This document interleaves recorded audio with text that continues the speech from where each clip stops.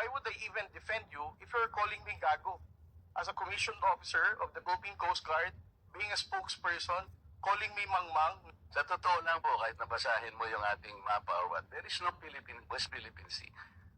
Ito ay atin, ito ay mananatiling atin hanggang nag-aalab ang diwa ng ating minamahal na bansang Pilipinas. So, ang dami, ngayon nagpapa sila sa akin, si Marcoleta, Rocha, yun Interview po kayo na ginagago niyo po ako. As a human being, how would I defend somebody na ginagago po ako sa public interview? There is nothing as West Philippine Sea. Wala po yun. Hearing someone claim that the West Philippine Sea is merely a fabrication of the Philippine government is a disservice and an embarrassment to their entire party, the organization he belonged to, and even their own family.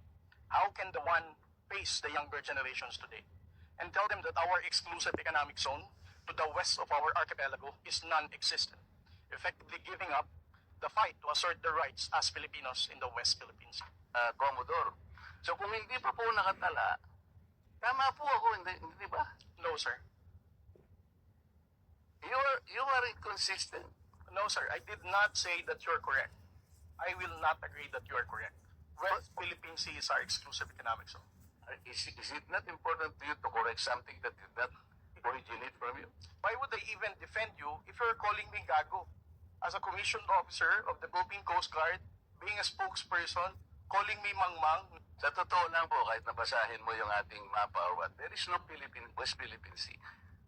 Ito ay atin, ito ay mananatiling atin hanggang nag-aalab ang diwa ng ating minamahal na bansang Pilipinas. So, ang dami, ngayon nagpapa sila sa akin, si Marcoleta, Rocha, yun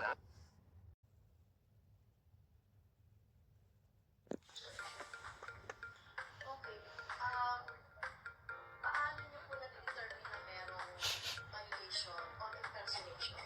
So, ito ba, using lang yung mga trolls na nagre-report ng sabay-sabay o nag-inform sa inyo na sabay-sabay? Kasi ganyan po yung experience na.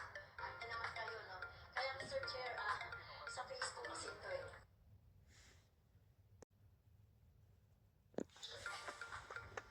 Okay. Paano niyo po na-determine na merong violation on impersonation?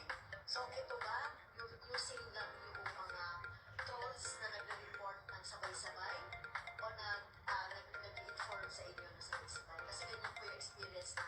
At naman kayo, no? Kaya, Mr. Chair, sa Facebook kasi ito eh.